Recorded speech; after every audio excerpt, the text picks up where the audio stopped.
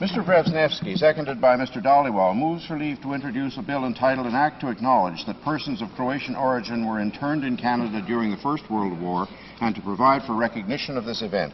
This motion is deemed adopted. The honourable member for Etobicoke Centre. Thank you, Mr. Speaker. I'm pleased to introduce my private member's bill, the Internment of Persons of Croatian Origin Recognition Act.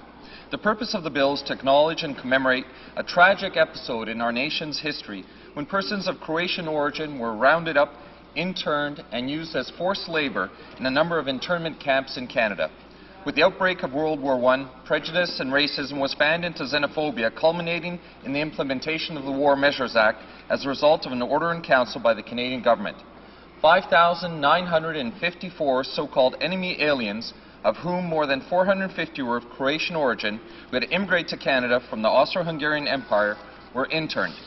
While some would prefer to sweep this tragic episode of history of the internment operations of 1914 to 1920 into the dustbin of history, the Croatian Canadian community remembers, and through public acknowledgement by the government, seeks to bring closure to a painful episode in our common history. By enacting this legislation and recognizing this tragedy, it's my hope that a better public understanding of what happened will reinforce and promote our shared values of multiculturalism, inclusion, and above all, mutual respect. It's my sincere hope that my colleagues on all sides of the House will embrace and support this worthy and long overdue initiative. Thank you, Mr. Speaker.